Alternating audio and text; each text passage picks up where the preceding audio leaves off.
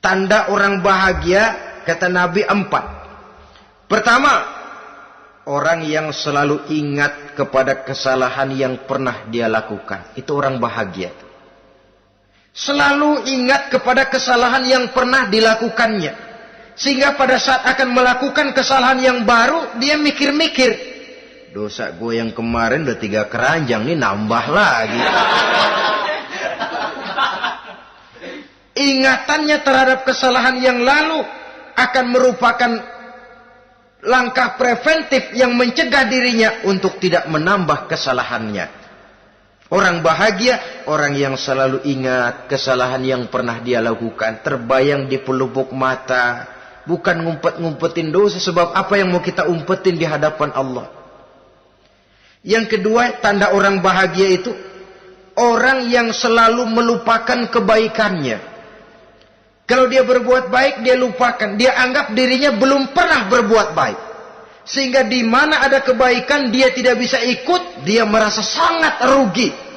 Sebab dia anggap dirinya belum pernah berbuat baik.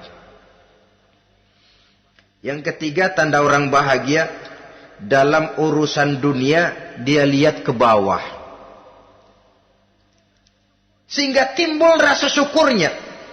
Bahwa kalau dia sengsara masih banyak yang lebih sengsara dari dia.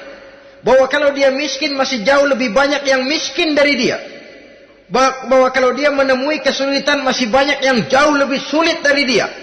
Dengan cara itu jiwanya akan lapang, hidupnya akan tenang, dan dia tidak pernah ingkar kepada nikmat yang diberikan Allah.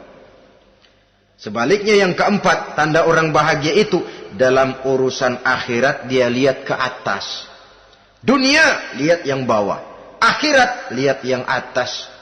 Kalau dia bisa sholat, kenapa saya tidak? Kalau dia sanggup puasa, kenapa saya tidak?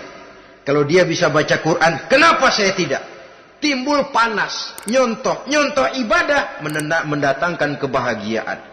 Rakus ibadah malah dianjurkan. Rakus dunia malah tercela. Nah, lawanannya orang celaka, saudara-saudara. Orang celaka juga tandanya 4, lawanan yang tadi itu. Pertama, orang yang selalu melupakan kesalahannya. Kalau berbuat dosa, lupa, sok bersih. Alah, dosa gue mah dikit. Saudara hadirin yang saya muliakan. Orang yang selalu melupakan kesalahan, menganggap dirinya bersih, akhirnya kalau ingin berbuat dosa, nggak mikir-mikir. Tidak ada lagi yang ditimbang-timbang. Selanjutnya, yang kedua, orang celaka itu orang yang selalu mengingat kebaikannya. Akhirnya apa? Timbul sifat nepuk dada, membanggakan jasa. Lahirlah pahlawan-pahlawan kesiangan. Selalu membanggakan diri, nepuk dada. Kalau enggak saya. Itu masjid, kalau enggak saya. Itu pesantren, kalau enggak saya. Itu umat, kalau enggak saya. Memangnya kalau enggak sampean kenapa? Orang yang celaka adalah orang yang selalu menghitung-hitung kebaikan yang pernah dikerjakannya. Keikhlasannya kurang, makin dia hitung, makin kurang nilai pahalanya. Makanya kalau berbuat baik, ya anggap saja buang sampah, gak usah ditengok-tengok, gak usah diingat-ingat. Dan gak usah mengharap orang yang kita tempat berbuat baik akan membalas kebaikan. Saudara hadirin yang saya muliakan. Yang ketiga, tanda orang celaka dalam urusan dunia, ngelihatnya ke atas. Panasnya timbul. Syirik dan dengkinya naik. Rakusnya jadi.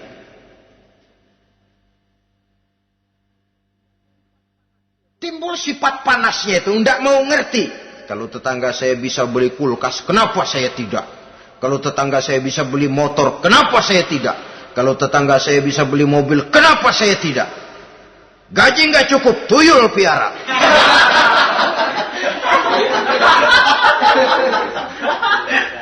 Orang itu kalau sudah didorong oleh rakus kan bisa jadi menghalalkan segala macam cara untuk mencapai tujuan.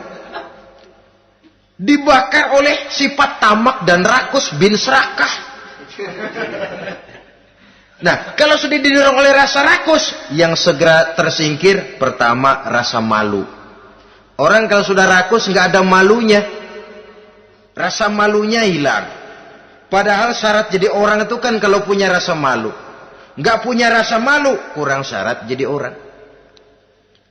Akan bagaimana jadinya masyarakat, bahkan bangsa dan negara, kalau rakyatnya sudah tidak punya rasa malu. Yang kedua, rasa takut hilang, terutama takut kepada Allah. Sirna sama sekali. Sudah tujuan menghalalkan cara. Yang keempat, tanda orang celaka dalam urusan akhirat, lihatnya malah ke bawah. Kenapa kamu enggak sholat? Itu bapak anu yang tuaan, enggak, saya enggak lagi. Kenapa ngelihatnya mesti kepada yang begitu? Sehingga lalu tidak ada gairah untuk mencontoh. Saudara-saudara kaum muslimin rahimakumullah, walaupun serba singkat oleh karena terbatasnya ruang pembicaraan ini, mudah-mudahan bisa memberikan gambaran sepintas tentang ciri-ciri orang yang bertaubat. Dengan harapan, marilah kita menjadi orang yang bertaubat sebenarnya, dengan ciri menyesal terhadap dosa yang pernah kita lakukan, meninggalkan perbuatan jahat, dan berjanji tidak akan mengulangi lagi perbuatan jahat itu.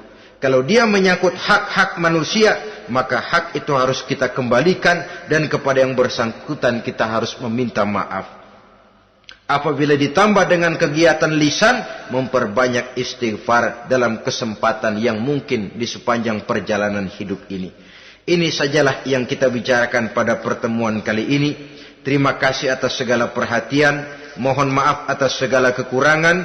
Usikum wa nafsi bitaqwallah. Wassalamualaikum warahmatullahi wabarakatuh. Waalaikumsalam warahmatullahi